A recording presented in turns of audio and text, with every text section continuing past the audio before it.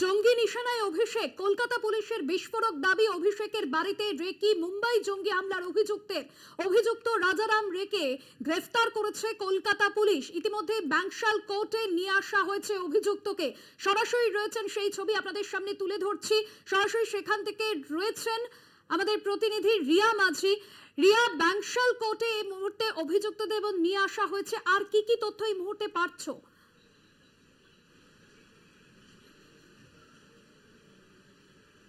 একদমই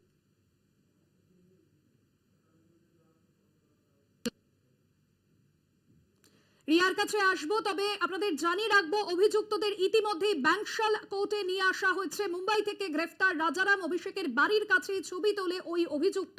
18 এপ্রিল থেকে 20 এপ্রিল কলকাতায় দুদিন ছিল ওই অভিযুক্ত, এমনটাই জানা যাচ্ছে, এবং পাশাপাশি অভিষেকের আত্মসহায়কের নম্বরও জোগাড় করে। আর সেই অভিযুক্তকে কিন্তু গ্রেফতার করা হয়েছে, এবং কলকাতা পুলিশের যে বিস্ফোরক দাবি অভিষেকের বাড়িতে রেকি করেছিল 18 থেকে 20 এপ্রিল কলকাতায় দুদিন ছিল ওই অভিযুক্ত। অভিষেকের বাড়ির কাছে ছবিও তোলে অভিযুক্ত। মুম্বাই থেকে গ্রেফতার করা হয় অভিযুক্ত রাজারামকে। গ্রেফতার করলো কলকাতা পুলিশ অভিষেকের বাড়িতে রেকি মুম্বাই জঙ্গি হামলার অভিযুক্তের। আর ইতিমধ্যেই ব্যাংশাল কোর্টে তাকে নিয়ে আসা হয়েছে। সরাসরি সেখান থেকে রয়েছেন আমাদের প্রতিনিধি রিয়া মাঝি। রিয়া, ব্যাংশাল কোর্টে নিয়ে আসা হয়েছে অভিযুক্তকে, কি জানা যাচ্ছে এই বিষয়ে এখনো পর্যন্ত?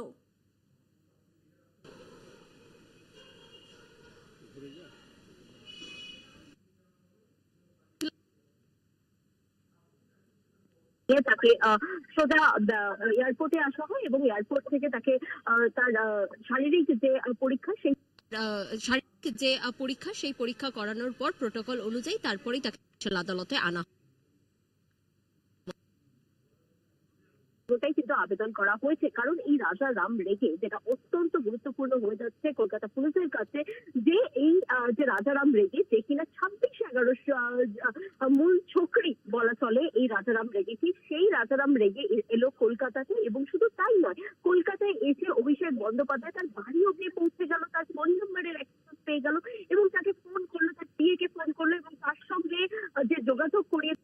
সঙ্গে যে যোগাযোগ করিয়ে দেওয়ার বা মিট আপের একটি প্রস্তাব রাখলো, এবং সেখানেও কিন্তু রাজারাম রেগে অর্থাৎ তার অ্যাকচুয়াল যে নেম সেই নামে কিন্তু ফোন কল করা হয়নি, অন্য নামে ফোন কল করা হয়েছে এবং অন্য একজন